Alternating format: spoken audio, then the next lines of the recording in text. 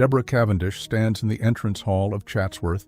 She is 39 years old, and before her lie 126 rooms, 17,000 square meters, centuries of history.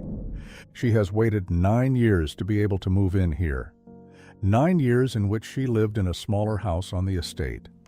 9 years in which she watched visitors walk through her future home. Now the time has come, but she knows a dukedom is not a fairy tale, it is an obligation, and she has only just begun. In November 1950, the 10th Duke of Devonshire dies unexpectedly.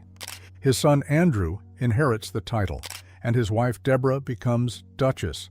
With the title comes a bill, £7 million inheritance tax, 80% of the entire estate.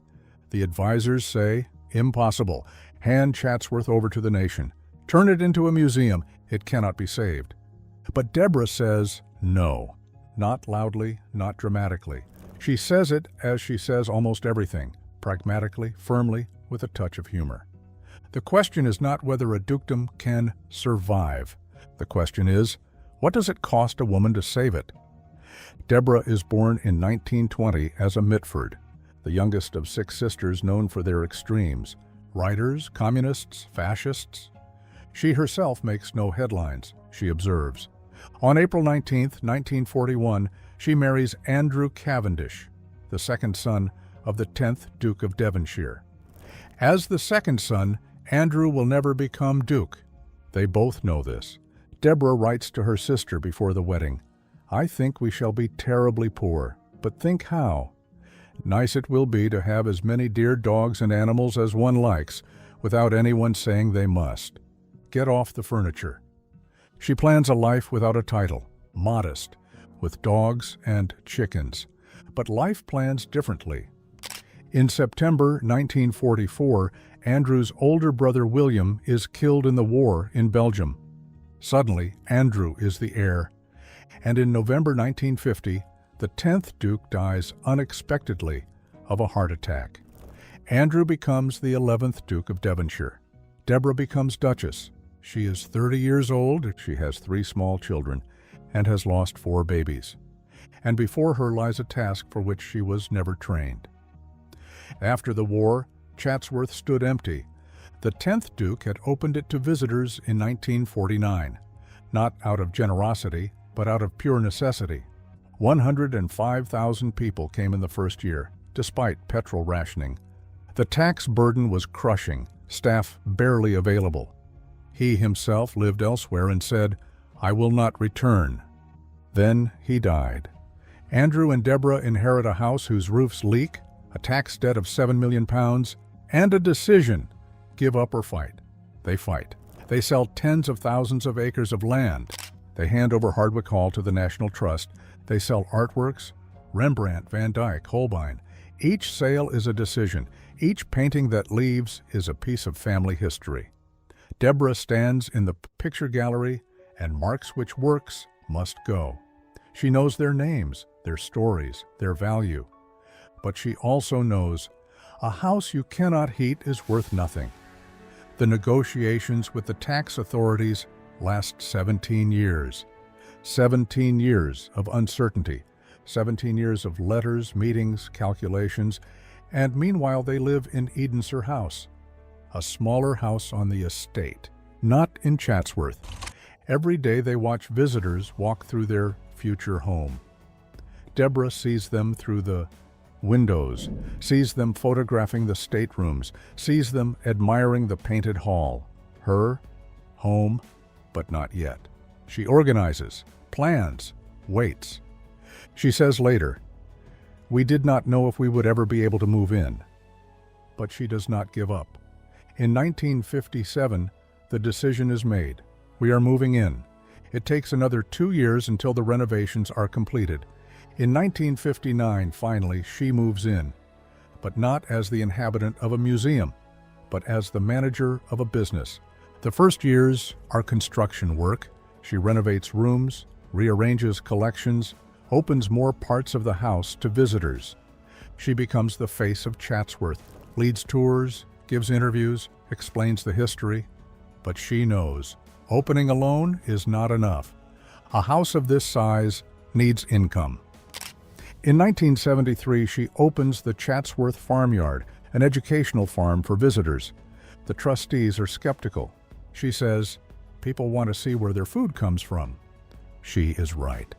In 1976, she opens the Chatsworth Farm Shop. The trustees are skeptical again. She says, if they like the house, they will also buy here. She is right again. The shop starts small, in part of the old stable building. She sells meat from the estate farms, game from the park.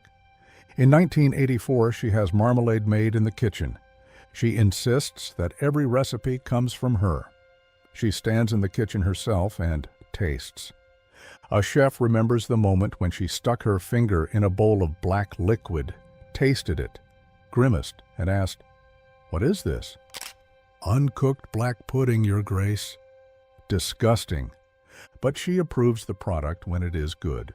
4,000 jars of marmalade in the first year, sold within months. She opens cafes, gift shops, and builds up the commercial offering step by step, and she works herself.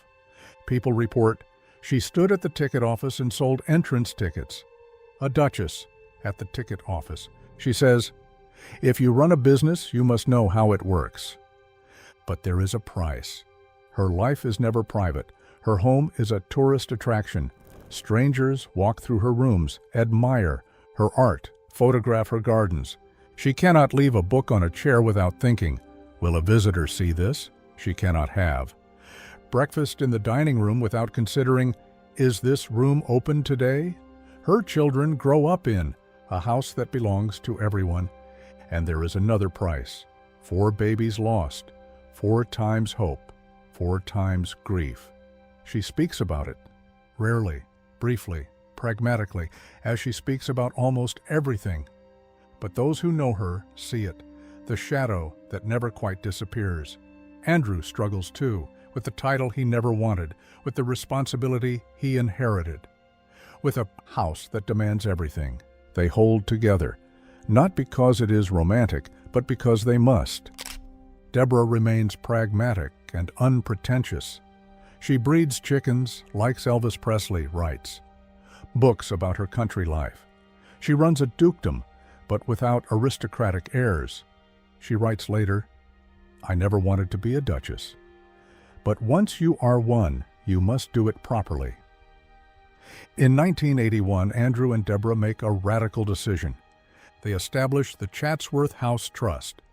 This means Chatsworth now belongs to a charitable foundation, no longer to the family. The family may live in it, but the house, the collections, the park, they belong to the public. It is a decision that goes against every aristocratic tradition.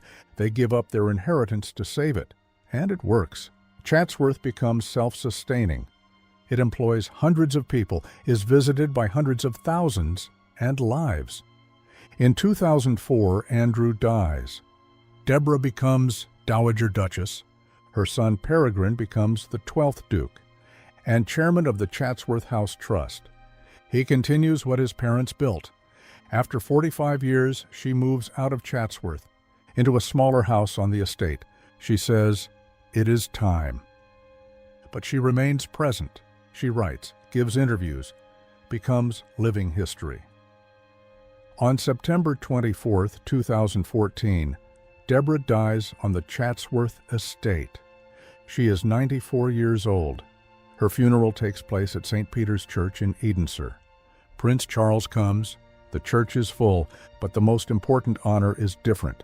Chatsworth still stands, not as a museum, but as a living house, not despite the modern world, but because someone understood how to bring tradition into a new era.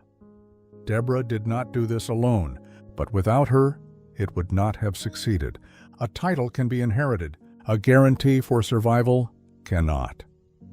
The 11th Duke and the Duchess of Devonshire understood that aristocracy in the 20th century is no longer a given. It must be asserted anew every day, not through isolation, but through opening, not through nostalgia, but through adaptation. She did not just save a house, she saved an idea. That tradition and modernity do not exclude each other. that an old dukedom can persist in a new era, if someone is willing to pay the price, quietly, consistently, with dignity.